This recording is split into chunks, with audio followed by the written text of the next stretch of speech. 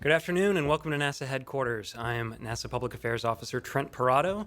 Today marks an important day, an important anniversary in recent NASA history, as 1 year ago the Mars Science Laboratory's Curiosity Rover landed on Mars to begin its mission of scientific exploration.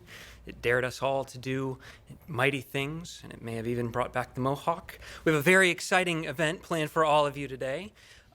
We will hear a little bit about the science and some of the science highlights the mission has enabled over the last year. We'll talk a little bit about the robotic follow-on missions that are planned for Mars in its footsteps. Of course, talk about new technologies and development at NASA and some of the work happening around the country and in space to enable that ultimate agency goal of a human mission to Mars in the 2030s. This will, of course, include a very special and rare opportunity to talk to Chris Cassidy and Karen Nyberg, who are currently the two U.S. crew members aboard the International Space Station for Expedition 36. So that'll be a fun opportunity. We're looking forward to it. So, if you're joining us online, you can, of course, find out more about the mission at nasa.gov/curiosity. You can ask us questions on social media. You can find us at NASA and at Mars Curiosity. And, of course, you can use the hashtag 1 year on Mars to join the conversation there. Use the hashtag Ask NASA, if you have questions for us and our speakers as we go through the event. So, we're going to start off the event by talking a bit about science. Our first speaker directs the planetary portfolio at NASA. That means every mission on or around other planets in the solar system, even the not-a-planet Pluto. We have a mission headed there. But it certainly includes the current and planned follow-on missions to Mars. Officially, he is the Planetary Division Director for the Science Mission Directorate here at NASA headquarters in Washington. Please help me welcome NASA's Jim Green. Jim? Thank you. Thank you, Trent. Indeed, I want to welcome you on our first anniversary of Curiosity landing on Mars. And if I could have my next slide, please. There we go. And in particular, I want to talk to that new generation, the Mars generation. These are individuals that believe and will be going with us to Mars. They, of course, perhaps will think of Mars in this way, standing on the surface looking back at the Earth. So the Mars generation is here today, and our plans are indeed to put humans on Mars. Next slide, please. What I'd like to do as we go through this is really talk about some of the past missions. For us to be able to put humans on Mars, we have to take steps. And for our first rover step, here is Pathfinder. And of course, you called it Sojourner. It's our first major step to Mars, and we learned so much about how to rove on Mars and much more about the environment that existed in. And as you can see in the map, you can see where Sojourner, or Pathfinder, was located on Mars. Our next environment was indeed this one. This is the Mars Exploration Rover. You named it Curiosity. We had another one called Spirit. And these, as you can see in the particular graphic, show us where Spirit and Opportunity landed. Of course, Spirit, unfortunately, is no longer operating, but Opportunity is doing well. It's wintering over right now as we move from summer into the winter season, and it's doing a great job living 10 years in a time when we only thought it might live 3 or 4 months. Our latest rover, of course, is Curiosity. Now, this is a nice little mock-up of Curiosity. It's huge. It's about the size of your SUV, and even this doesn't do it justice. The top of Curiosity is actually here, and as a 6-foot individual, I have to look up to Curiosity. Here's one of the wheels. This is a wheel that we used for testing, and as you can see, it's gone through the batter test. But that was, of course, necessary for us to test all elements of that 7 minutes of terror and actually making that landing, going from 13,000 miles per hour when it hit the top of the atmosphere to only inches per second when it actually landed. And, of course, it landed safely, this time 1 year ago. And not only, as we're going to find out, is it discovering the past of Mars, it's actually making major discoveries about what Mars is like today. That's important because our future is really in our hands. Our destiny is to leave low Earth orbit, trek out into the solar system. The solar system is ours. Let's take it. And we believe humans can actually land on Mars as that ultimate destination for humans within 20, perhaps 30 years from now. So let me now talk more about the science. Next slide, please.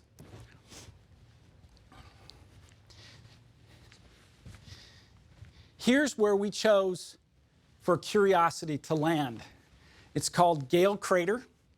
And as you can see in this color rendition of height, the lowlands are blue, the highlands are on the order of green and also red. And it's at that boundary between lowlands and highlands. We picked that particular area because we wanted to go for understanding if Mars had a very wet history in its past. We see a lot of indications that Mars has had water on its surface, but we really wanted to see if water could have existed for long periods of time. This seemed to be the perfect place. It's a lowland area, and that, of course, is where water would exist. Next slide, please. Here's where we landed. Right smack dab in our bullseye called Gale Crater. You can see where Curiosity is, as pointed here. You can see where the jets from the sky crane blew away the topsoil. You can see that the sky crane actually detached and crashed much further away. But you also see areas like this fractured unit and this cratered unit and this hummocky unit. Mars was, in this location, was just a fabulous opportunity for us to take a really good look at what's around us. Next slide, please. And of course, we took our own beauty picture. This is 54 frames from our ARM camera, and someone in the community on the internet did this. Next slide, please. Put the picture together and gave us a great look of Curiosity on its surface. Next slide, please. All Curiosity had to do now was to look around, wake up, get its instruments up and running. It looked north towards that crater rim. And of course, on the other side of the crater rim is that very low-lying area.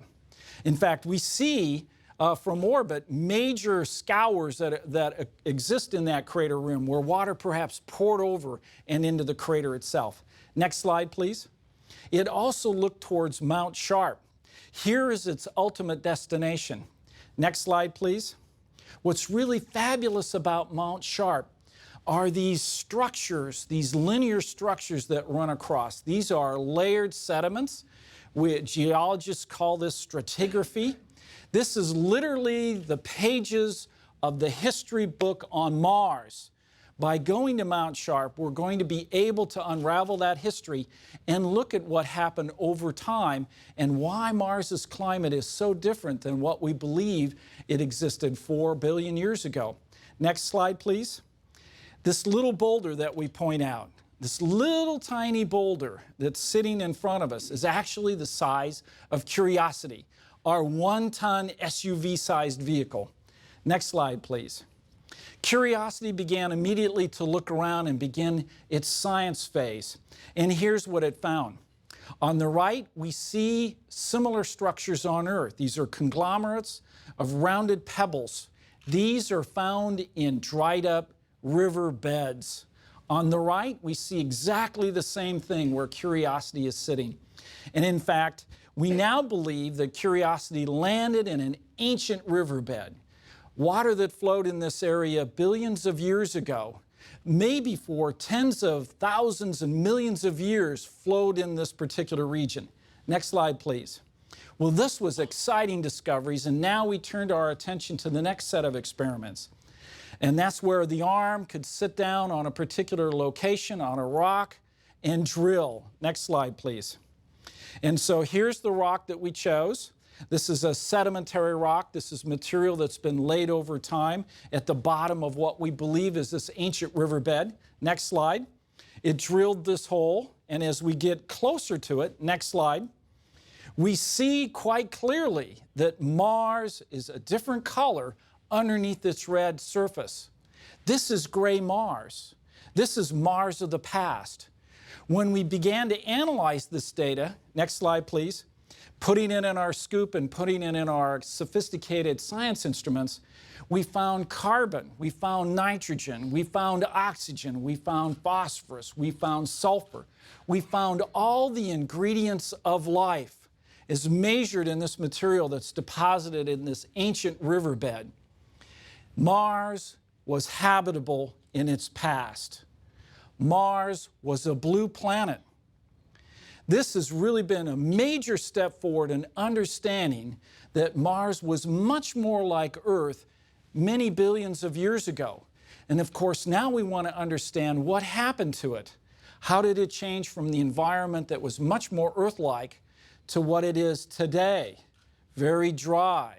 And in fact, the atmosphere is only 1% of what ours is in terms of its pressure. And it has quite a bit of difference in composition. Next slide, please. Here's our destination. It's called Mount Sharp, as seen from our Mars Reconnaissance Orbiter. We're looking down now in the bottom of Gale Crater, near the landing site. You can see where we went to Glen Elg. That's where we found the conglomerates and did the analysis I just referred to. We're heading towards the base of Mount Sharp right now. We're moving anywhere from 40 meters to 100 meters per day. Now, this is about a journey of 8 or so kilometers, so it's going to be several months. And along the way, we'll find some fascinating things, I know. Once we get to the bottom of Mount Sharp, we're going to have to avoid this black area that you see. This actually is our sand dunes. From orbit, we see these sand dunes shift around. And of course, as every good golfer knows, we want to stay away from those, maneuver through those, and begin to crawl up Mount Sharp and begin to analyze these layers of history, this stratigraphy, the laying down of sediments that have occurred over billions of years. And putting all that together will enable us to understand what happened to Mars, going from a habitable environment, as we now believe it was in its past, to what it is like today. And of course, today, that is important data for us to be able to understand, next slide please, what our future might look like. Now this actually I pulled off the internet only days after this particular picture was taken. Someone from the Mars generation made this beautiful image. Of course, it is overlaid with the shadow of Curiosity late in the day as the sun went down, taking their transformer and a shadow of that, photoshopped this in. But in reality, this is what humans are going to look like in 30 years on Mars. They're going to have communication with their orbiters. They're going to be having a set of tools. They're going to be working on Mars. They're going to be living on Mars. And of course, they're going to have their pet dog rover right there in hand, helping them along the way. The next major mission that we're thinking of along this path is a rover much like Curiosity in terms of its volume, its size, and its mass. However, it will have a completely different set of instruments. We're planning to launch that in 2020. We're planning to take that next step, knowing that Mars was an environment that was habitable in its past. We're going to start seeking the signs of potential life that could have existed on Mars. And that, if we can answer that question, will change everything. It will tell us that life not only may exist in our solar system, but throughout our universe. So these are huge steps, and we're making great progress. And so for all of you, we want to take you along in the journey. So with that, maybe I can take some questions in the time I have remaining. Thanks very much. We have a couple of roving mics, and I think we have, let's see, do we have our first question down here in the front? Hi, Jeff Wall. Jeff Wallace, and 528 on Twitter. So, what would be your top three biggest challenges and things that you're now happy about? Okay, the top three challenges are indeed making sure that all the systems are put together in much the same way that we have with Curiosity to be able to get that next rover down. Also be able to get the right set of experiments together that do that major step in seeking signs of life. That would be the next major one. And then, of course, we have to find the location that we want to go to. Like real estate, it's location, location, location. You know, the Vikings in the 80s, when they sat down on Mars, and they were a life experiment, and they scooped and made measurements of that, that was pretty inconclusive. In fact, most scientists believe that Viking results didn't indicate that there was life on the surface. But Viking landed in modern Mars, bathed in ultraviolet radiation and cosmic rays. Curiosity has gone to a place that's been unmodified in 3.5 or so billion years. It literally went to the right place back in time. And that enabled us to really see what Mars's past was like. And that's what we want to do next. Find that next fabulous location, undisturbed, in its past, where life could have existed. Let's take a quick question from social media, if we could. Sure, we have a question here from Twitter user Sheldon C. Has anything you found on Mars in the past year triggered plans for additional questions, research, and exploration? Yes, indeed. Just about everything that we find out, we want to know more about. For instance, not to get too technical, but we looked at, from the atmospheric instrument, ratios of argon. There's different types of argon, one argon heavier than the other. Argon doesn't react with anything, but it has a natural amount of each of those elements throughout the solar system. And when we were at Mars and we made those measurements of argon, we found the lighter argon had left. Mostly the heavy argon was there. The only way that could have happened is that Mars's atmosphere was stripped away. It changed. Where did it go? How did that happen? So our next big mission, MAVEN, which will be launched in November, is designed to go to Mars, be able to orbit and look at how the solar wind interacts with a planet that no longer has a magnetic field. You know, Mars lost its field billions of years ago. And we want to know why that happened. But we want to see that process and whether the solar wind actually did the stripping or something else happened to its atmosphere. So just each and every one of those discoveries builds on the next set of questions we want to answer. See a show of hands for questions we haven't gotten to yet. Okay, here in the middle.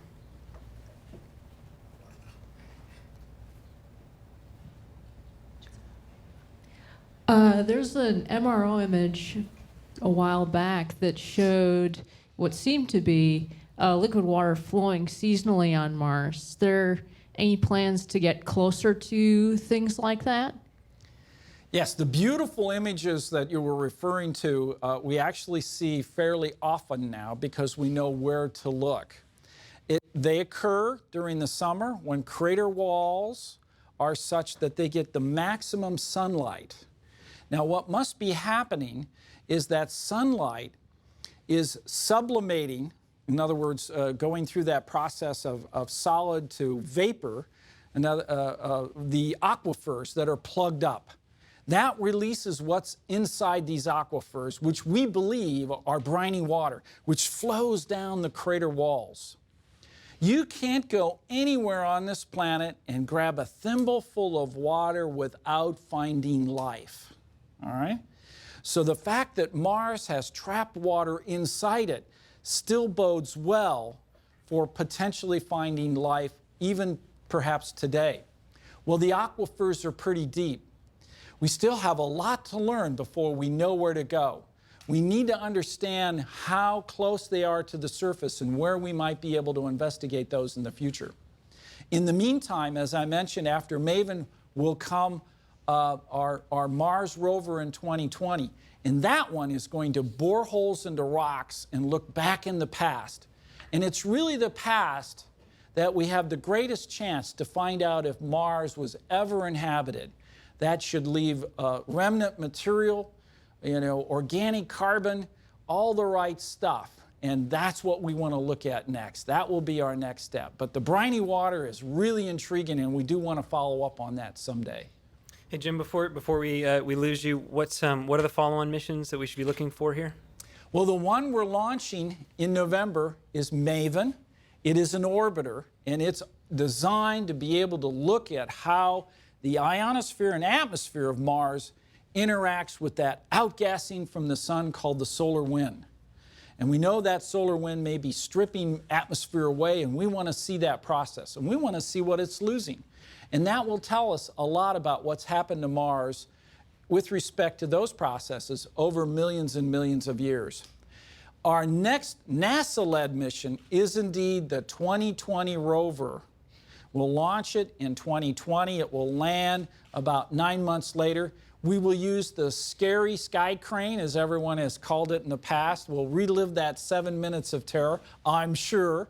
But what we put down on the surface will be a completely different set of experiments, and we'll be taking that next step along the way that allows humans to go to Mars in the future. Let's give a big round of applause for Jim Green. Thank you for joining us. Thank you very much. Okay. So now we're going to talk about one of my favorite subjects, I'm sure many of yours as well, which is technology. Research into space, and the things that NASA accomplishes inevitably improves lives on Earth as well, through the invention and innovation of new technologies. The journey to Mars, to an asteroid in Mars, for NASA is not going to be any different. Our next speaker directs cross-cutting technology innovation and development for the agency. He is the acting director of the Strategic Integration and Analysis Office within the Space Technology Mission Directorate here at NASA. Please help me welcome Prasen Desai. Thank you. Good afternoon, and I'm very happy to be here. What I'm going to talk about, next slide, please. Jim Green just laid out a nice overview of the Mars program from recent history and what we're planning to do over the next 10 years, say, to do robotic explorations. But what I'm here going to talk about is how do we actually put boots on Mars? One of the things that we as a country want to do is explore deeper into the space beyond low Earth orbit for humans. And there are a lot of challenges for that to occur. We've done a very good job of getting astronauts into low Earth orbit in the vicinity of the Earth-Moon system over the years. But to get further out into deep space, there are a number of areas of technology we need to invest in. We've made a number of these investments, and I'm going to talk about what we're doing now. But we need to make some sustained investments for a decade or more before we can get the reliability and some of the capabilities we need to send astronauts to the surface of Mars or deeper into the solar system. And what this chart kind of shows here are a number of the areas that we need to make some investments in to really improve the capabilities. And they span many different areas for sending spacecraft and humans into deeper space. And one is better communications. Right now we use radio frequency communications to when we send robotic spacecraft and even astronauts into low Earth orbit. But we want high band communications. When we send humans, we're going to be getting a lot more data. If we want really video, those types of things, we want a high-speed internet, basically, to be able to bring those data back to here. And so some of the investments we're making on is improving the communications capability. Life support, obviously. To send humans outside the Earth, we require a life support system for them. We have a lot of experiments going on at the space station to improve the reliability of an environmental system for long duration operation. We need to test those out, make them much more higher reliability, so when we send astronauts to deeper space or to Mars on a mission, we would have systems that would provide everything they need for daily living, from breathing to food, recycling, waste, so on and so forth. Because a mission to Mars for humans is going to take anywhere between 2 to 3 years. And so it's a long way to go and a long time to come back. And we can't just go there and fix things. Okay, so we have to have systems that will be highly reliable to be able to take care of the astronauts to not only live, but the reason they're going there for is to do this scientific investigations that Jim talked about that we do robotic systems with, but all the other things that humans will bring into that aspect to be able to figure out what's near what's within our solar system and near to our planet.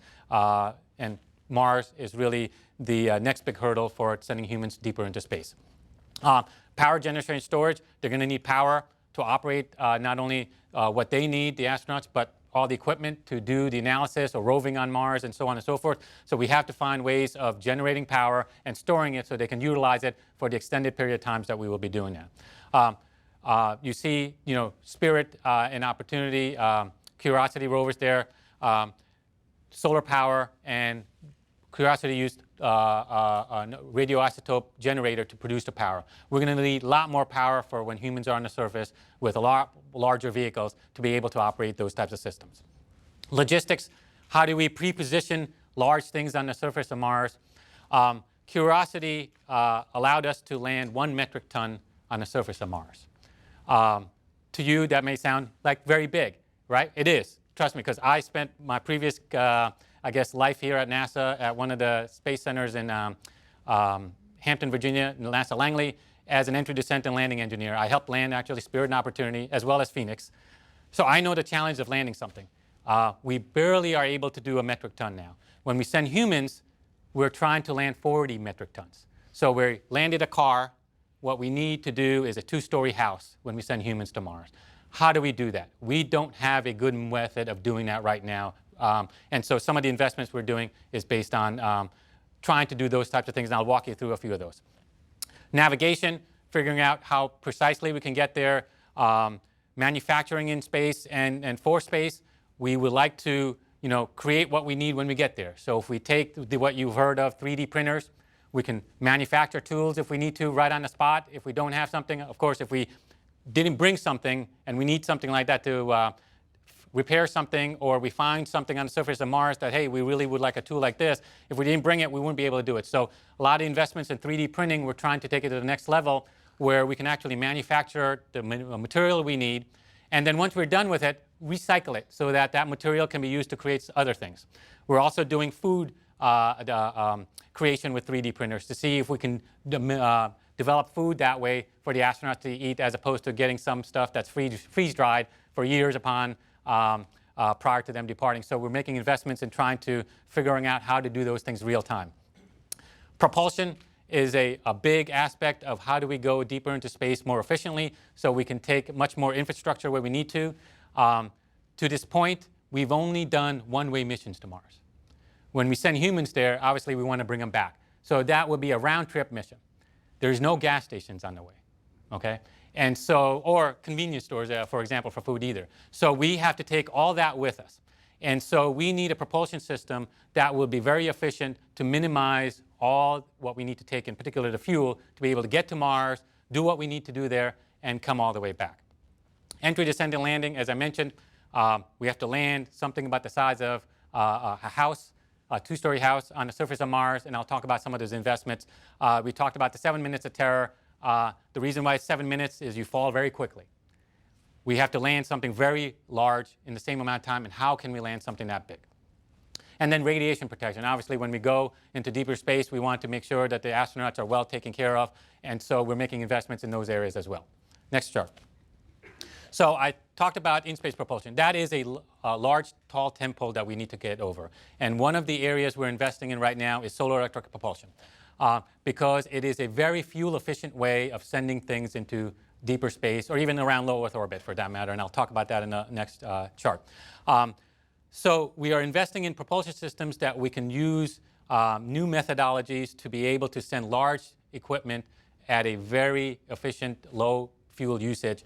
We're making investments in the solar array technology, how we can use the sun's energy to produce the power that we need to expel a propellant like argon or xenon, some other type of thing, through an engine, and what you see in there is thruster development, as well as a high power processing unit where when you have something very high power that you're generating with those solar arrays, you need to condition it so that you can utilize it for the various systems, be it for propulsion like an engine or the onboard computers and everything else. We're making investments in that. And then obviously the structure of where we put the fuel in, the structure of the spacecraft, of finding lightweight, strong materials that allow us to be able to put a spacecraft together that's very lightweight and use that savings to put into the useful aspects that the astronauts need and the equipment we would need to go to deeper space. So we're making huge investments in solar propulsion right now. That will go towards testing out in the asteroid return mission that many of you heard about. As Jim mentioned, we did steps from a small rover to kind of get our feet wet, figuring out how to do that on Mars, to larger ones, and then Mongo ones like you see here with Curiosity. We're going to take the same approach with many of these systems, is test them out with, for example, this asteroid retrieval mission of the propulsion system, how can we do autonomously all these aspects of operating in space when at distances when humans aren't nearby. And then also when we bring this asteroid closer to us, about how astronauts will live and work in space going and looking at this asteroid. So those types of investments is what will allow us to do by working on this asteroid retrieval mission, and propulsion system here would be one of the major elements of that. Next slide.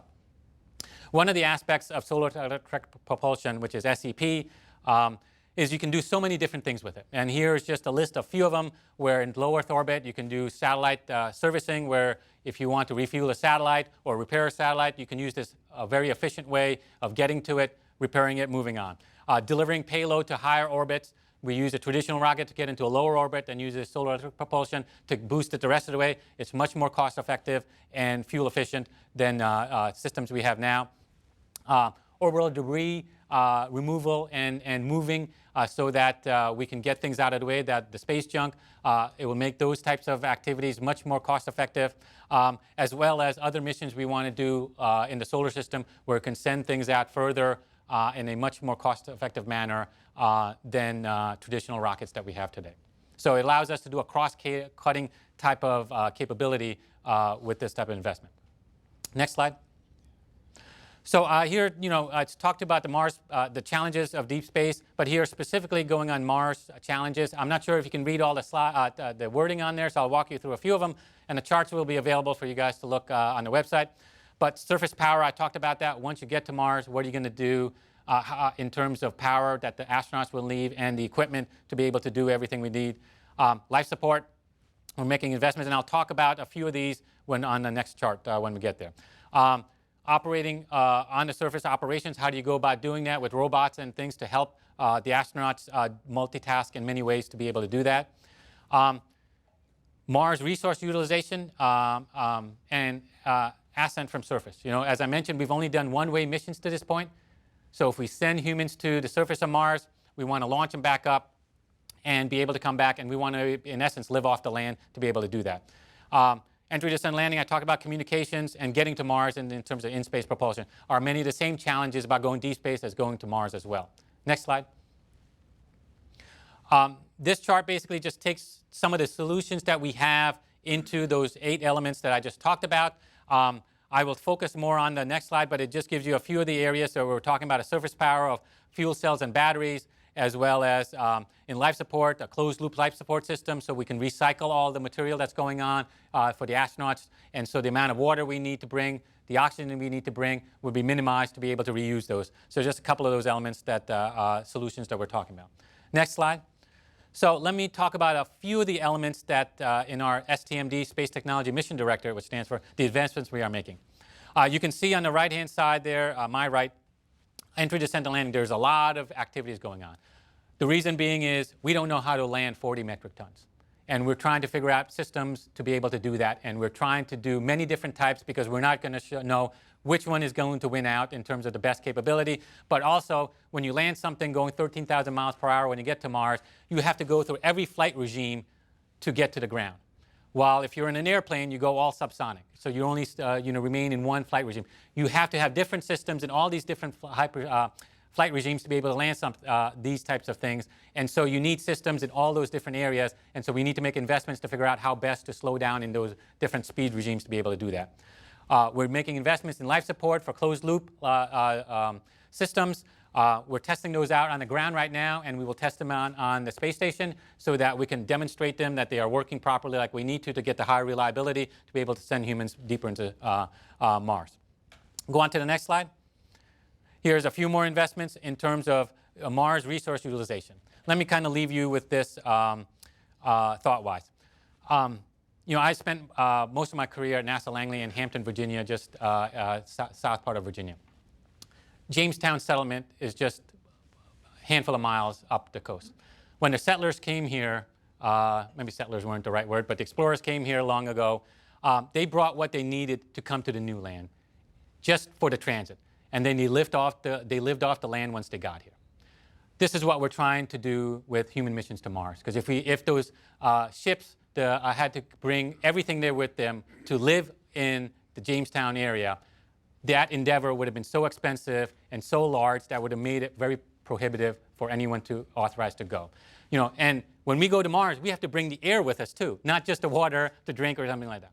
And so we want to do something similar when we go with humans to Mars, where we utilize the atmosphere there on Mars to be able to extract the oxygen from, so that we don't have to bring all that oxygen with us, so that we can use that to breathe for the astronauts. We can make rocket fuel out of it, freeze it so that it's liquid oxygen that we can use for propellant, so that we can launch off the surface.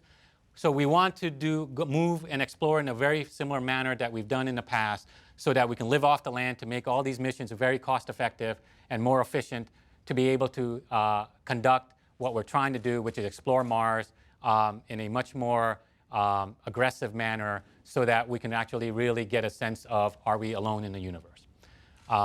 We're making many other investments, and those are just a few that I wanted to talk about right now, and I'll be happy to take some questions. Yeah, let's take some questions on technology. Here in the front, Lauren. Oh, I'm sorry. Go ahead. Hey, so you were talking about using entry, descent, and landing for human exploration. Is there a physical limitation to the amount of mass you can bring to another planet with that? So the only physical limitation is what our systems would be capable of, either launching off the surface, or once we get there, being able to slow down. And so it really comes down to what kind of system do you design. And right now, we're limited to about 1 metric ton because of the type of technology we have to be able to land it. And so if we improve that technology, we'll be able to increase that payload to be able to get to the surface. But there is no physics reason why we can't land more payload. Can we go here to the front? What's the status of the laser communication technology that they're trying to use from the space station? Is it on track? Or? Okay, so we have a investment right now in our laser communication to relay demonstration, where in a few years we're going to demonstrate optical communications from orbit down to the ground to be able to get much higher speeds of bandwidth there. It is progressing very well. We hope to, by 2017, launch it and be able to do that demonstration. We also are looking at deeper space communications with that. That's a low Earth orbit communication. No, I shouldn't say low Earth, from geosynchronous orbit down to the ground, so we'll be able to do entire vicinity of the Earth. We are trying to extend that to even further deep space activity, and so we have early investments in what it would take to extend that capability even further out in terms of into the solar system, and we're making those investments now as well. And so hopefully in a few years, we would be able to get an optical system for communications for not only NASA's use, but for commercial use, where all those communication satellites in geostationary orbit would be able to provide that as a service to everyone on the ground for much more bandwidth capability than we have now. Let's go to social media for a question. Sure. So Google Plus user Josh asks, based on what you have learned from Curiosity in the last year, are there hardware changes that you wish it possessed? If you had to rebuild Curiosity from scratch, what would you do differently? How many hours does he have to talk about? No, entry, descent, and landing is a very difficult endeavor, just in aspect. One of the things that we call Mars the Goldilocks planet. The reason being there's not enough atmosphere to really help you slow down what you need like you do at Earth. When you come down, it slows us down so much that it makes it much easier to land heavier things on Earth than Mars. But there's just enough atmosphere that you have to worry about all these other things. If you land on the moon, you don't have to worry about thermal protection systems because there's no atmosphere. You just propulsively come down slow and land things.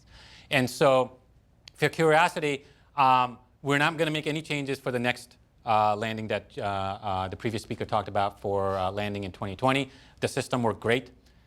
We always have data that we get back from there, and we in fact had our heat shield on Curiosity instrumented with sensors that we are downloading the data and analyzing it right now on how everything went.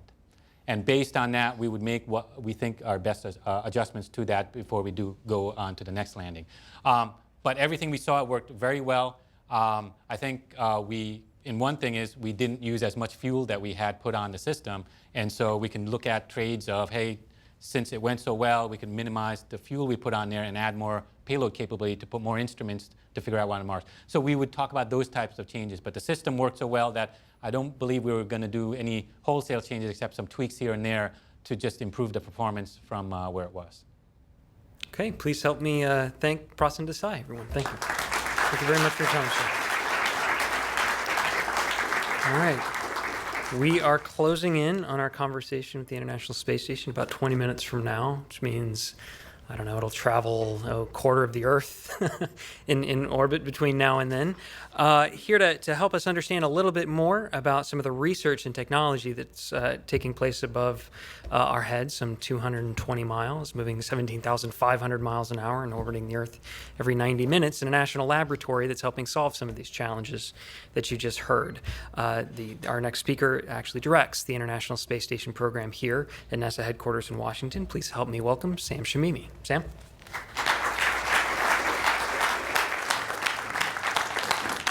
Thank you, Trent. Next slide, please. While one part of NASA has been launching robots to Mars and exploring the surface, another part has been launching people into space to the International Space Station. We are today, and for several years now and many years in the future, are working to send, to do the research and technology demonstrations on board Space Station to get humans to Mars. Next slide, please.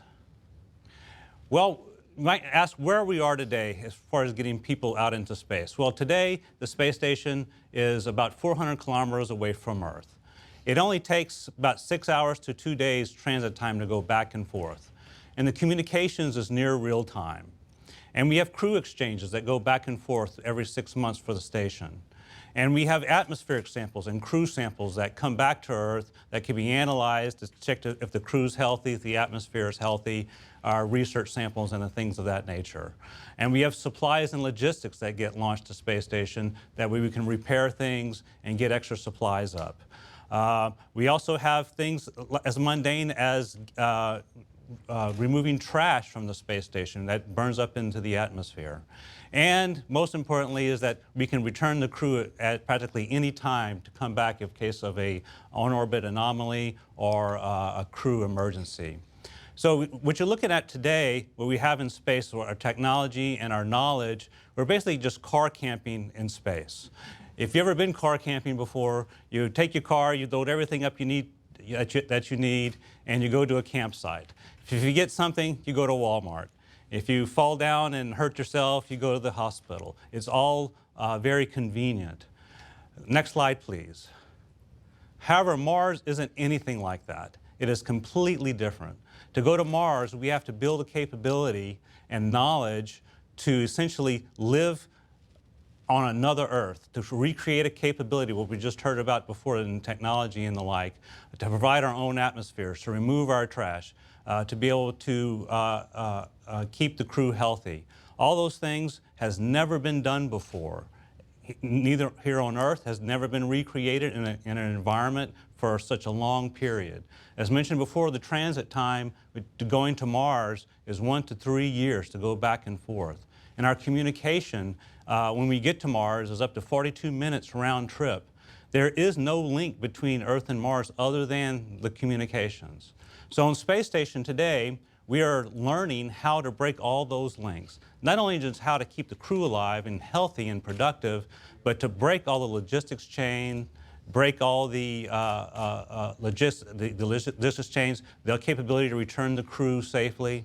When we're going on to Mars, and once you pass a certain point, you can't get back to Earth easily. You have to actually go all the way there and then come back. And then you've got orbital dynamics to consider. You can't come back just at any time, only predetermined times. So what are we doing on Space Station today? Next slide. Well, we're doing a whole lot of things, and I'm just going to only highlight a few of them here. First is the duration. Today, our crews are rotated every 6 months on Space Station, and we have, and our research and our crew health is all based on 6 months time frame. But to send people to Mars, it's going to take at least a year to get there and back.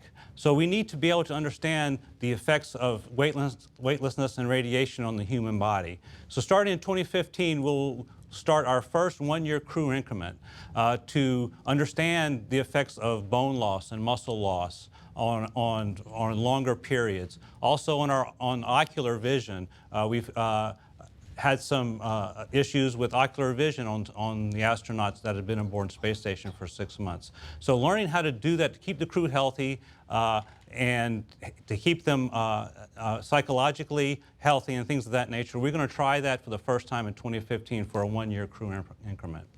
Starting on the right side is the second most important thing is environmental control and monitoring system. Today, it takes a lot of maintenance and a lot of crew time and ground time to keep the environmental control and life support system functioning properly.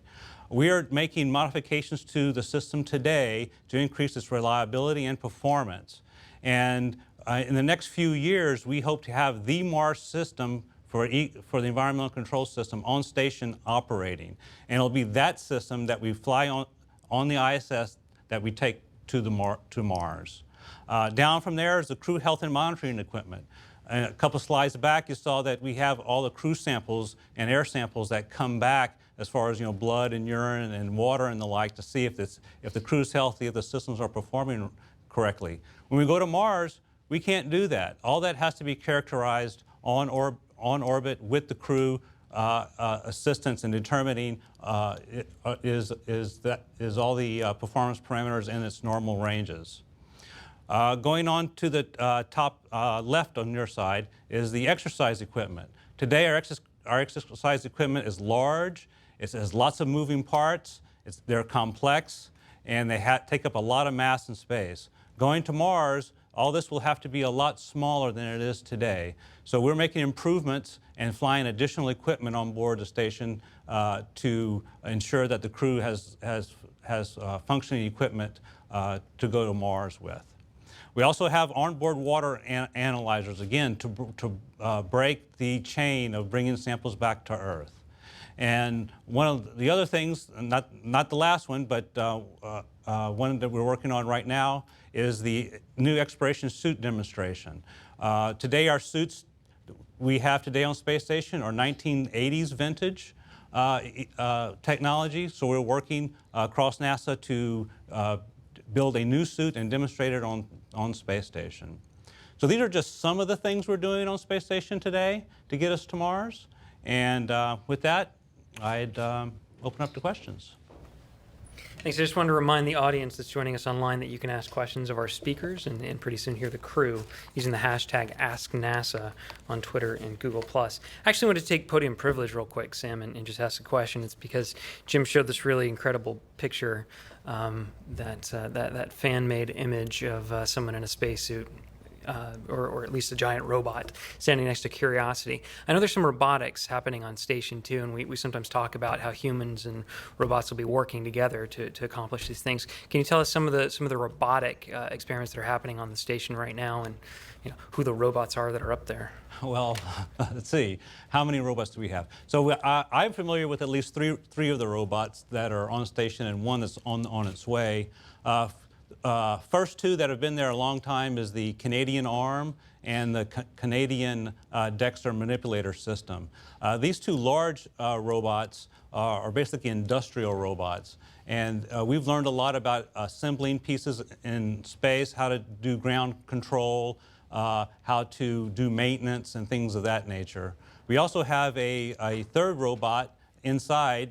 It's actually half of a robot called Robonaut. It doesn't have legs yet.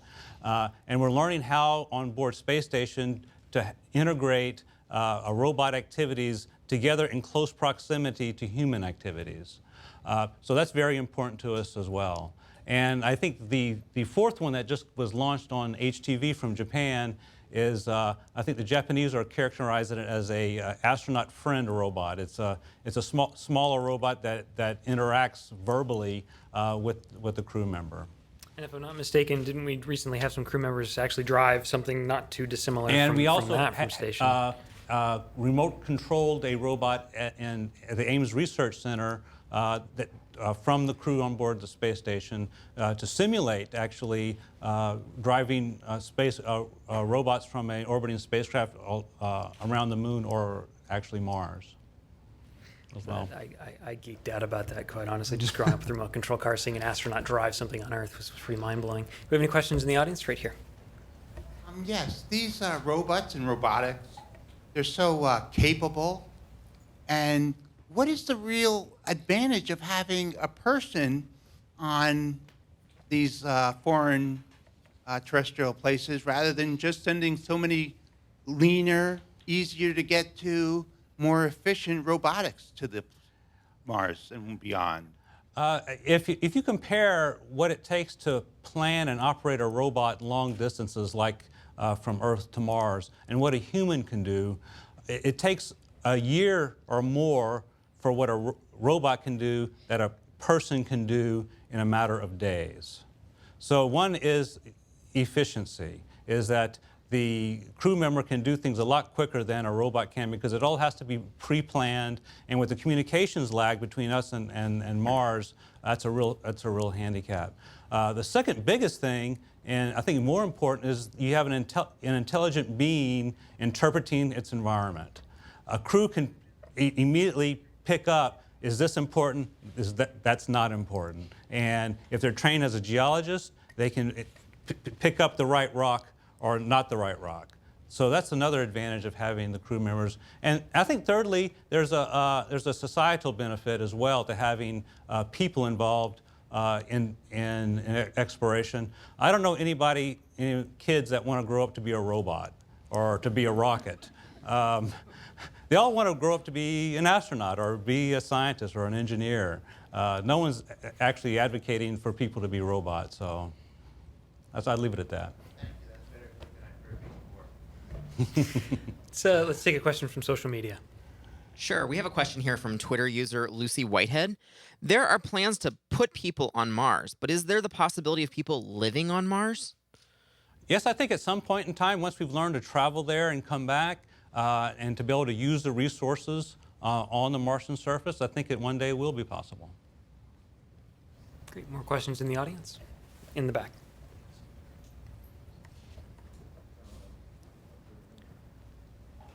So, if I'm not mistaken, this is just as a backstory, the FAA has ramped up pilot requirements to do more manual flying because there's been a lot of concern about over-automation, too much reliance on systems like that. Is there any concern about that with NASA, that we would ever get too reliant on these automated systems like the unmanned flights that are headed to the space station now? Well, there's just some different aspects of, if you will, crew control of spaceflight. On the way up from the ground and while riding on the rocket, there's not a lot the crew can actually do other than get off the rocket if something goes wrong. However, in space, there's always the capability for the crew member to override any automated system, and the way we've designed systems in the past and the way we're designing them in the future. There are some tasks that are better left as the first level of control as automation, like automated rendezvous and docking. It's a lot more efficient that way, but the crew is always monitoring and able to back out of the system in case something's wrong. So I don't think it's an either or. It just comes down to what is more efficient and more repeatable and reliable, but always having the crew ability to back out of it in case the automated system does not perform as expected. You know, Sam, one of the things our TV crew has is a really nice image of the International Space Station, and I think some people sort of forget. You know, we don't see it all that often. In fact, this almost looks like a live view. The sheer size and scope of what this laboratory is. Maybe you can. It's a live picture. I'm being told. Can you tell us what we're looking at here as we get ready to? Well, talk what we're through? looking at, the appendage that you're seeing there sticking up is the Canadian arm. And you're seeing in the forefront the Columbus module with its exposed facilities. You also see the golden solar arrays sticking through at the bottom, the U.S. lab in the midsection there, and of course the Earth above. The space station itself is as large as a football field, and about 1 million pounds. It's unfortunate that the space station never comes back. People don't actually get a chance to see it. Like the shuttle comes back, when we fly the Soyuz or the Dragon vehicle, it all comes back so you can actually see it and hear it, feel it, touch it. Space station, you just can't. You can see it when it passes over. And do a little plug for Spot the Station app to find space station wherever you're located. But it's an amazing facility. It took many years and many flights to get it assembled, and that's it. No, that's a good point. Spotthestation.nasa.gov is where you can go to find out where the International Space Station passes. I think it's pretty much the brightest image, or brightest point of light in the sky when you see it. Except for the sun and the moon. Yeah, and it moves quick, but when you can catch it, it's very, very cool to see. Let's go back to social media for a question, then I'll check in the audience. Sure, we've got a question here from Twitter user GeneJM29. Since current EVA suits are 80s vintage, what is in development now, and how long will it be before those suits become available? Well, right now we have technology development activities going on today between the Human Exploration and Operations Mission Directorate and the Space Technology Mission Directorate to develop the newer generations of scrubbers, of the life support system, new materials for the suit. Today, our suit is a multi-part suit, I would say, and our next generation suit will be more like the Russian Orlan suit, where it's more or less one piece and the crew steps in from the back. There's a picture of it right now. The suit will look similar, just for the casual observer, but the internal functions will be completely updated with newer technology, and it'll be a more compact suit as well. Great. Questions in the audience? International Space Station. In the front. Does NASA have a view on private initiatives like the Mars One initiative? NASA is supportive of the private initiatives. The Inspiration Mars, I think that's the recent one that was announced. We're working with them to understand what their mission is and what help they might need from NASA. So we're very supportive of such missions. I don't know if we're actively promoting one-way missions to Mars, as NASA's is in the two-way business. But we are very supportive of private initiatives. We like our astronauts to come home. And in the last couple of minutes that we have with you, Sam, could you explain on that note, on commercial space, kind of where we are in development of the new spacecraft to take U.S. astronauts, once again from U.S. soil? I think and people may be familiar with a couple of the cargo craft that came. If you can talk a little bit about how the space station is working on the commercial side in American development. Well, there's two aspects to the commercial involvement in space. On space station, and also I'd like to say just more in private initiative in general. As many of you may know, we have commercial cargo providers, SpaceX and Orbital, to provide cargo to the space station. But we're also in development with other industry partners to develop the commercial crew capability to space station with SpaceX, Boeing, and Sierra Nevada. But also, that's only part of the commercial initiative on board station. We have a partnership with CASIS, which is the national lab developer for NASA on board the space station. CASIS is working with private industry to utilize space station for things like pharmaceutical research or materials research like colloids, new medical devices, and the like. So our commercial involvement is quite broad on space station. And real fast, is there anything that we just recently sent up to the crew that you thought was particularly cool? Any home packages or care packages or anything like that? Well, fresh food and ice cream is always good stuff. We'll see if we can get a question or two about that. Help me, everyone, please thank Sam Shamimi for his time.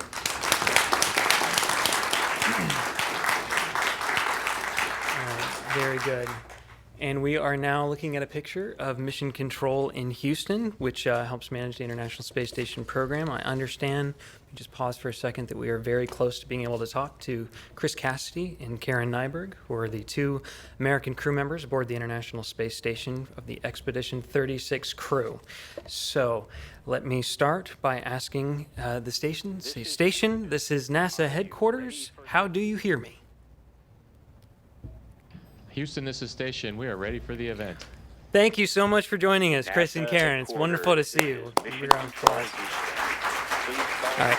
So we're here in Washington in the NASA headquarters auditorium. We've heard a lot about Curiosity's first year on Mars. We've talked a lot about new technologies and some of the research and technology you're doing on orbit that will help enable the path for humans to Mars here soon. I want to jump into questions here. I know there will be many for you. So if you'd stand by for the first, and we will get started. Questions for the crew? Okay. So, how are things going up there? You know, we Very take well, thank you. Thanks for asking.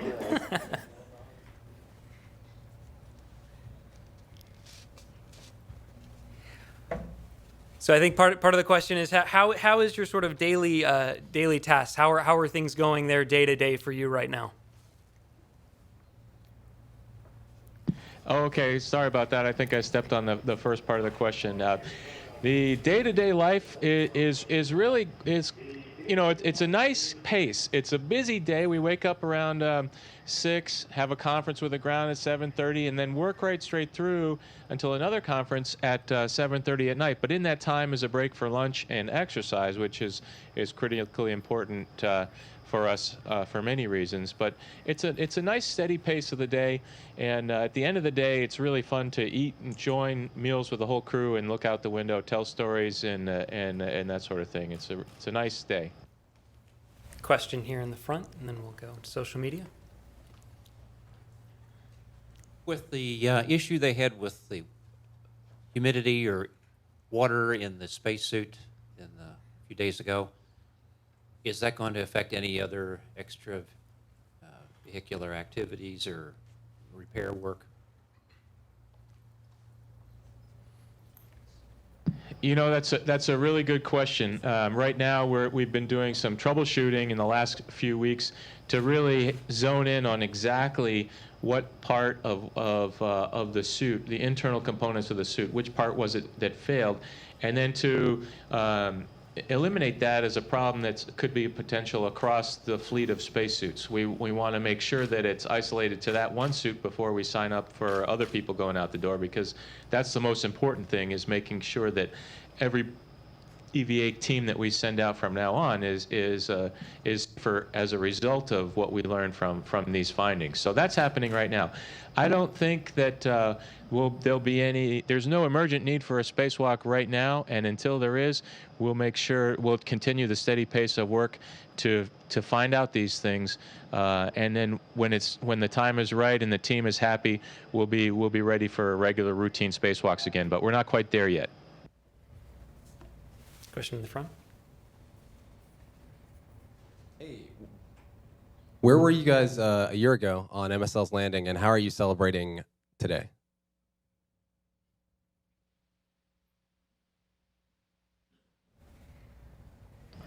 Gosh, we're talking about it, trying to remember where we were, and I don't remember. I remember seeing it on the news, and I remember watching, and I remember just seeing what a huge impact it was. I remember seeing a picture of Times Square where just thousands of people watching in awe. I think I might have been in Russia at the time, actually. I honestly don't remember. The past year has been such a haze of traveling back and forth for training, but I do remember, though, what an impact that it made on the entire world. And I was actually quite fascinated by that, because, and it impressed me, and I think it helped with the way social media is working these days, and just what a fantastic job that the group at JPL did with this rover, and again, just fascinated by what an impact it had over the entire world. Okay, we'll take a question from social media. Sure. Twitter user Micah Winston asks, what would you say is the most interesting experiment being done on the ISS right now?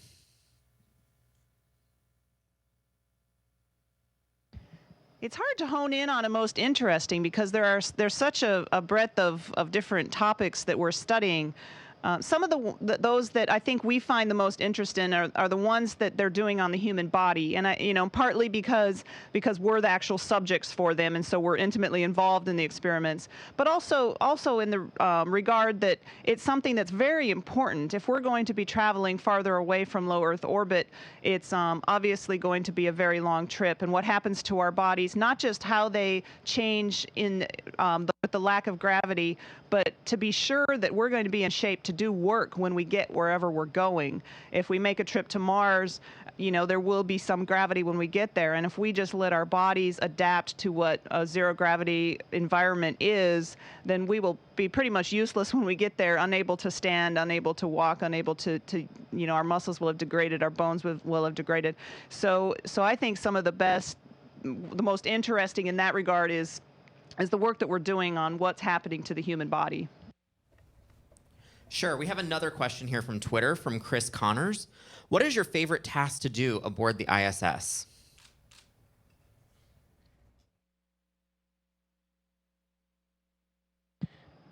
Well, let's see. There's a sort of silly answer is we have when something needs to be stored up in the JLP, the Japanese logistic area, and if we're in node 1, that's about as far as you can go in a translation. So it's really fun to go flying in a controlled way, but flying around the corners to make that stowage happen. That's a sort of a silly answer to a fun thing. But on a more work-related basis, I find it rewarding to fix things. And just like in your house, things break up here or they need maintenance and attention. And it's really rewarding when the ground team puts together a procedure and we work that procedure and as a team we repair a broken pump or a broken fan or something like that. I think that's really rewarding and find that really fun.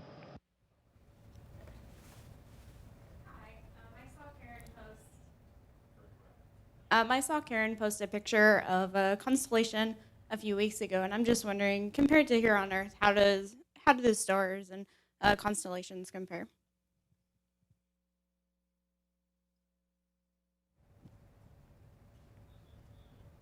All the external are off, and then all of the lights we have inside the node 3 area where our cupola is, where we look, and your eyes start to adjust. It's amazing. And I remember on my first shuttle flight when we turned off all the lights when we weren't.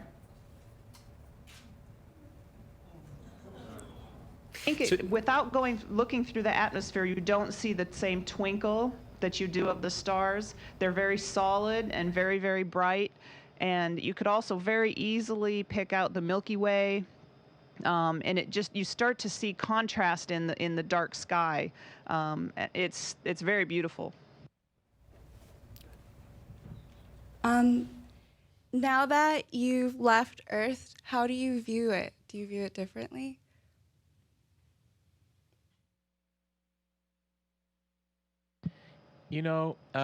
That's a fun thing to think about.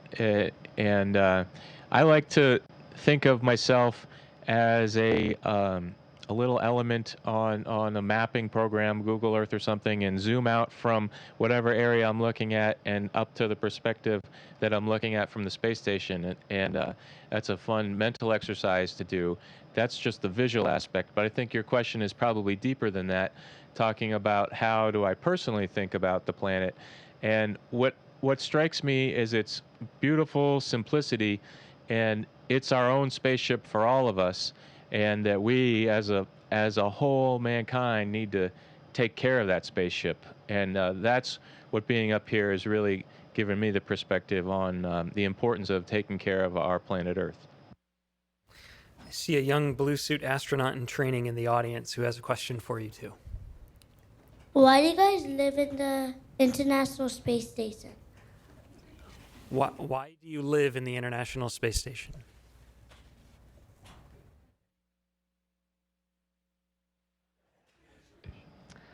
Well, one of the main things that we want to do here at the International Space Station, as you can see, we have no gravity.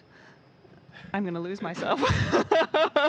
And there are a lot of things we can study without gravity. When you're on Earth, you drop something and it falls. And it affects absolutely everything when gravity pulls on it. And so what we can do here is study how liquids and various things work and what they want to do on their own without that pull of gravity. And that's very important for helping solve some of the questions that scientists have about how things work on the Earth. And it also is very important for us to answer some of the questions of how we can travel even further than the International Space Station and explore, just like it's our human nature to do. From Twitter user Leah Crane, can you see meteors burning up in the atmosphere from space?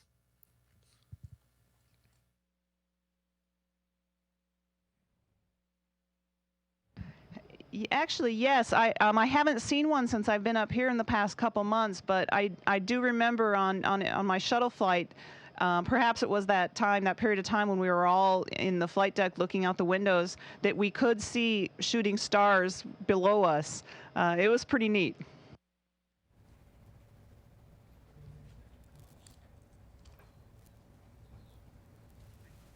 Go ahead.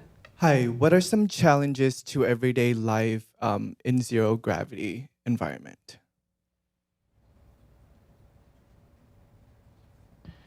Well, like Karen was just talking about gravity, the absence of it can be a challenge. It can also be very helpful when we're working. Obviously, with large mass things, it's nice not to have that gravity pull. But with smaller things, it's actually pretty inconvenient. If you're taking apart something with screws or small parts, what do you do with all those items? And we use gray tape, for instance, and stick things to that, or we'll put, if it's a larger item, we'll put it up against the inlet of a fan and it'll hold it in place. Those kind of things are everyday challenges that we face as we work up here. And then the challenges to ourselves is if we did not do any exercise, I'm sure you've heard about this, our bones would just atrophy and they would think, I don't need to work, so I can quit doing my bone thing here. And our job is to consistently work those bones so that we minimize that bone density loss when we get back to the Earth. So those are a few challenges that we have on ourselves and our daily life. We have another question here from Twitter user Isgamore. The idea of extending ISS beyond 2020 seems to be a given. Are there any real hurdles that must be cleared besides political?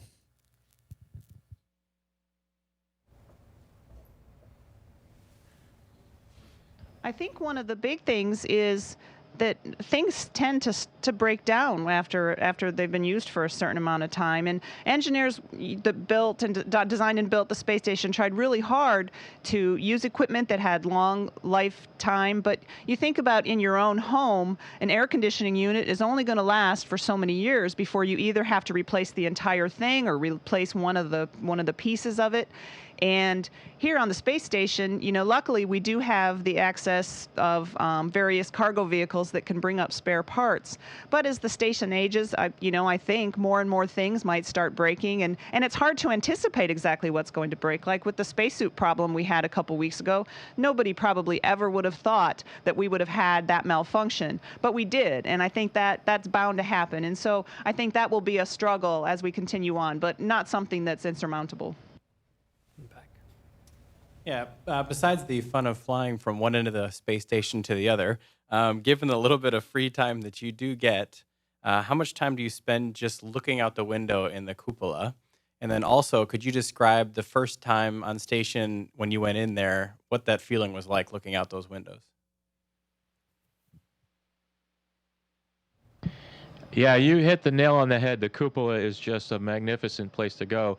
And when both Karen and I were here on our shuttle flights, that cupola was not part of the space station. So for me, the first time seeing it for real with my own eyes was when I arrived here several months ago. And just like you alluded to, it's breathtaking. I mean, I remember actually the first time is when I opened the window shutters myself. So each of the windows has a shutter that you can open it with a manual turn. And as I did, I remember just looking out there and seeing the Earth out of one window, then another window, and another window. And it seemed like I was in my own real-life IMAX movie or something, 360 degrees of the Earth. And the other thing that's interesting that you don't really think about is it's on the bottom of the space station, and you go in there and your head is directly to the Earth, so you're upside down, and it's a little disorienting at first, as if you were in an airplane and you go inverted and you're flying over an area that you're familiar with, like your hometown or something. You look left and you look right, and you have to reorient your brain, and that took me some time getting used to, okay, left means right, right means left, and that sort of thing. So it's just a really, really neat place to go. And I think the first part of your question is, how much time do we spend there? Well, as much time as we can. After our evening DPC, Daily Planning Conference, we'll have dinner, and then usually people trickle up to the cupola to take pictures and see where we are on the planet and just look before going to bed. Twitter user Chief RA asks, do you feel ready to go to Mars if you could leave right now?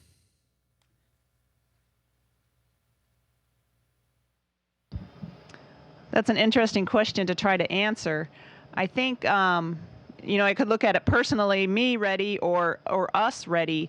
Again, we could go back looking at us and whether people are ready to go in general.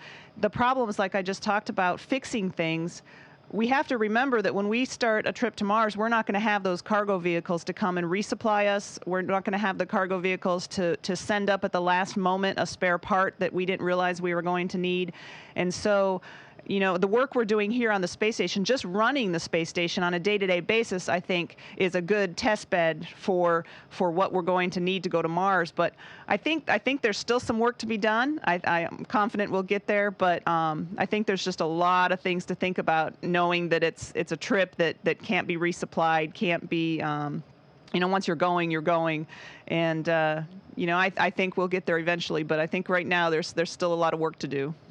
Okay, one more question from the audience.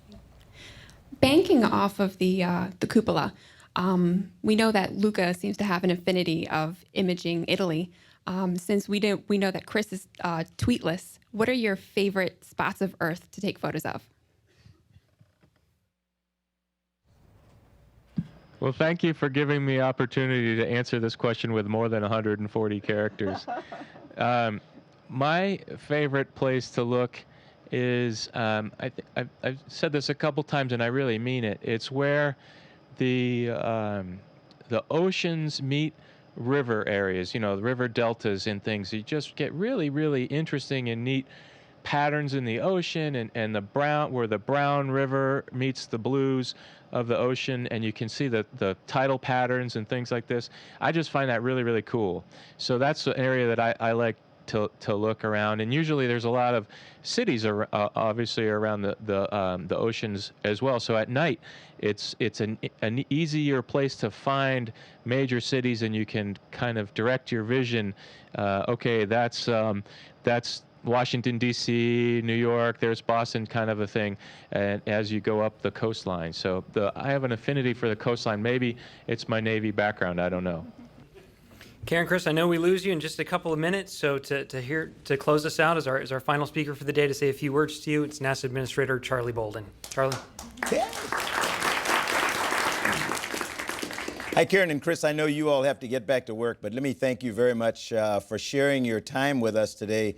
It's fascinating watching you, and I listened to the questions thinking of how I might have answered them, and I realized how old I am and how long it's been since I was where you are. But I want to thank you for everything. I want to thank you for just the tremendous job of outreach that you have been doing throughout your time there. And congratulations. We're celebrating a great anniversary here today, anniversary of Curiosity's landing. And I know where I was because I was sweating beads at JPL. So thanks to you all again. Have a great day. Thank you, sir. It was an honor to be with you today. Thank you very much. Congratulations to the entire Mars Curiosity team. Thanks so much. And let me, again, welcome all of you here today and actually to thank you for coming out and helping us celebrate the one-year anniversary of Curiosity's landing on Mars. As I just mentioned to Chris and Karen, I was privileged to be in the control center at JPL, and we were literally sweating beads and biting our fingernails, as some of you may remember from wherever you looked. I think it's incredibly fitting that we ended today's formal presentations with a conversation with our astronauts on board the International Space Station, because station is our toehold on the universe. It is, in fact, our waypoint to Mars, and it is, in fact, probably the last outpost of humanity before we find ourselves permanently on Mars one of these days. You've heard a lot about the amazing launch, the 7 minutes of terror, the entry and landing on Mars, and almost daily breakthrough discoveries that Curiosity continues to make over these past 12 months. We've talked about other robotic missions to the Red Planet that NASA's now planning, and I just want to spend a few moments talking about why Mars is the linchpin of NASA's planetary exploration strategy, and how Curiosity and other robotic missions are setting the stage for the main event, a human mission to Mars in the 2030s. First of all, why Mars? Hopefully everybody in this room has an answer to that. Or some of you may be sitting here and you came out because you don't know, and you're skeptical, and you say, I think it's stupid. Why do we want to do that? It costs much, it's dangerous, it takes a lot of time, so why Mars? First, let me say that Mars is the most Earth-like of any of the planets in our solar system, and so it's why we choose to explore it. If life exists beyond Earth, and I am one who believes that it may, very well, Mars for me is the most likely place that life will be found. What we can learn from Mars about our own Earth, and what we can learn about Mars from further studies, will improve our understanding of planetary and biological processes that affect the Earth and our life here, from the core of our Earth to the top of our atmosphere. Our conversation with astronauts today reminds us that ISS is our springboard to NASA's next big leap in exploration.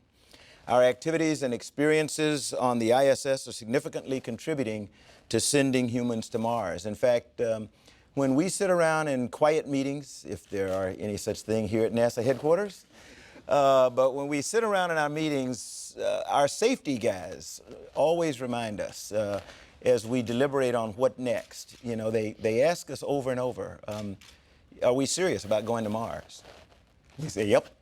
They say, okay, is what we're about to do going to contribute to going to Mars? We say, yep. They said, all right, we're okay with it, because we shouldn't be putting people at risk if we're not really trying to go there. Because we're hanging it out every once in a while, and we're doing some pretty risky stuff, and we're going to do things that are even more risky than anything you've ever seen NASA attempt before in the coming years. So, we need to make sure that everything we do is significantly contributing to sending humans to Mars.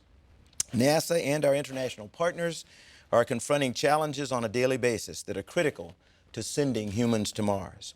This includes life support systems and the challenges in maintaining them. You heard Chris and Karen in their conversation. What did Karen say? Who would have ever thought we'd have had a water leak the magnitude that we had on the EMU, on the spacesuit, until it actually happened? If that had been on the way to Mars, there's no getting a replacement unit from the ground. There's no getting any tools from the ground the way that we're doing to help us troubleshoot the EMU right now. So we've got to make sure that the systems are solid when we send a crew on the way to Mars. There are things about the human body in the microgravity environment that we still don't understand, and so human health and performance becomes most important to us. And Chris alluded to it again. We have to remember, when we go to Mars, it is not like going to the International Space Station. When we go to station, we go prepared to live 6 months in a microgravity environment. When we go to Mars, we're going to have to prepare to live 8 months in a microgravity environment, only to transfer to a gravity environment where we're going to be for at least a year and maybe even more time. The body has not done that before, where it goes microgravity to a gravity environment for a temporary stay, back into microgravity, and then back to Earth. So challenges abound. We're using ISS as a test bed for technologies and systems, and you heard some of the presenters this morning talk about those technologies and systems that are under development for Mars exploration with humans. As you've heard, our goals include both new path-breaking robotic missions to Mars and a groundbreaking asteroid mission on the way to our ultimate goal of humans on Mars. So the wheels of Curiosity are literally blazing the trail for human footprints on Mars. Our success in landing a heavier payload on Mars with increased precision brings us closer to developing capabilities necessary for human missions to Mars. Measurements taken by MSL as it delivered the Curiosity rover to Mars last year have provided NASA the information to help design systems to protect human explorers from radiation exposure in future deep space missions. And, as you have also heard, our recently announced mission to identify, capture, redirect, and sample an asteroid would mark an unprecedented technological achievement to help reach the President's goal of sending humans to Mars in the 2030s. It's important to remember that the U.S., through NASA, was the first and still the only nation to land humans on the moon in 1969. And after that, we're determined that America leads the way to first footprints on Mars. We know we could not do the amazing things we do without the support of the President, the Congress, and most importantly, you, the American people. So, as we wish Curiosity a happy first birthday, we offer you our thanks. With your continued interest and support, I have no doubt that America will remain the world's leading spacefaring nation as we move towards sending humans farther into space than we've ever gone before, including an asteroid in Mars. Once only dreams, these goals are now within our grasp. And we hope you're as excited as we are about accepting this challenge. Thank you again for coming today, and I think there's a little time for a few questions if you have them. They won't let me get away Questions here for the administrator?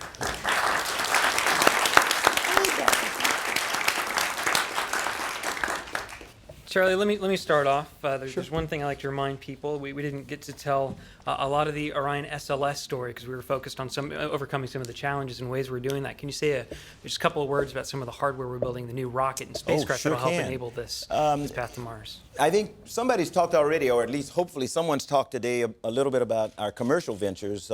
We already have 2 commercial providers that are taking cargo, or at least 2 that will be taking cargo. SpaceX has had 2 successful launches with their Dragon module taking cargo to station, and Antares will be launching the Cygnus module for orbital sciences hopefully next month. So that'll give us a second American company taking cargo. Then we have Boeing, SpaceX, and Sierra Nevada that are vying for the opportunity to begin to take our astronauts from Earth to the International Space Station and other low Earth orbit destinations. What that's allowed us to do is to get out of the low Earth orbit business, to get out of the access to space business, and really focus on putting together the systems that will allow us to take humans, take our astronauts to asteroids and onto Mars and perhaps even other places.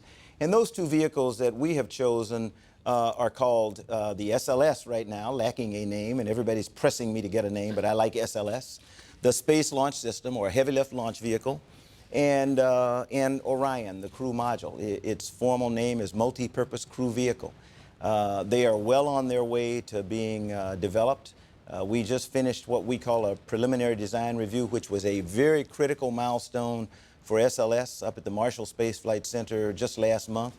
We'll have a similar milestone come for Orion this fall, and that'll tell us that we're on a steady path to having both of these vehicles ready to fly. Orion, the crew vehicle, in a shell of a form, will fly its first time the fall of next year, fall of 2014. We'll launch it on a Delta IV rocket from Cape Canaveral, Florida, and send it into an orbit that will get it high enough and fast enough such that when it comes back to re-enter Earth's atmosphere, it's going at about the speeds that we would fly for a mission back from the moon or from Mars. So we want to demonstrate that it can withstand the pressures and temperatures of re-entry at those speeds. SLS is scheduled for its first flight in 2017. We'll put it together again with an uncrewed Orion module, and that'll be the first time that you actually see us launch and fly them as an integrated system. And that's leading us to a hopefully 2020 mission of SLS on Orion with a crewed vehicle this time. And if all goes well, and the asteroid initiative that I think we may have talked to you a little bit about earlier today, if all that works out and we have an asteroid that's in place in orbit around the moon, then that mission may actually be one of the first times that humans have an opportunity to encounter an asteroid. But that's sort of a SLS and Orion in a nutshell. Perfect. We have a question here in the middle. Yeah. Other than budget, what are the biggest political hurdles that the organization faces, and how can we all help? You know, I can't tell you to go talk to your congressman, but talk to your congressmen and senators.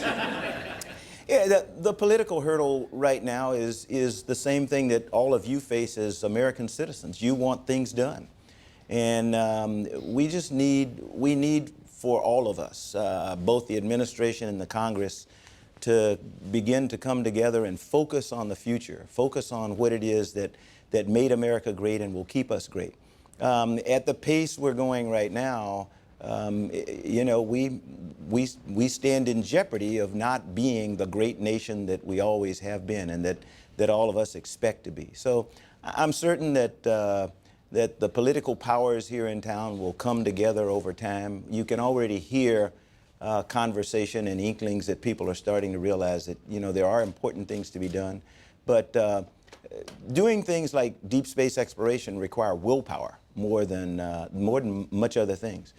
We went to the moon because of President John F. Kennedy, who did not live to see it, but who had a vision that humans should someday, and he was very specific, before the end of that decade, before the end of the 60s, we should go to the moon with men then and bring them safely back to Earth.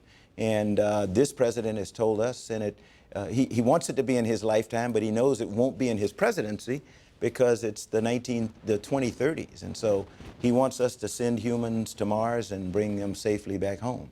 And I think we can do that. But it's going to take combined willpower on the part of both the administration, the Congress, well, all three, the administration, the Congress, and the public, not the American public, but the world public. This is not going to be a U.S. venture.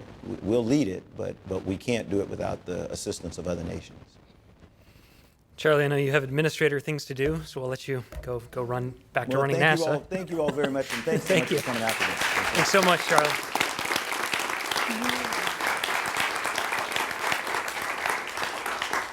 All right, so that's going to conclude today's event. As I said at the outset, it's a very special day in recent NASA history, this first anniversary of Curiosity's landing on Mars. For all the things we talked about, for more Curiosity science, for the follow-on missions like MAVEN that are coming, for new NASA technologies and development, to keep up with the International Space Station crew, please visit nasa.gov for that and more. You can find all the ways to connect with us and engage with us on social media still, and continue this conversation at nasa.gov/connect. Of course, you can find us at Mars and at NASA and at Mars Curiosity on Twitter. And the hashtag we'll be using is 1 year on Mars to continue the conversation about this special event. So that's going to do it from NASA headquarters. I'm Trent Parado. Thank you for joining us.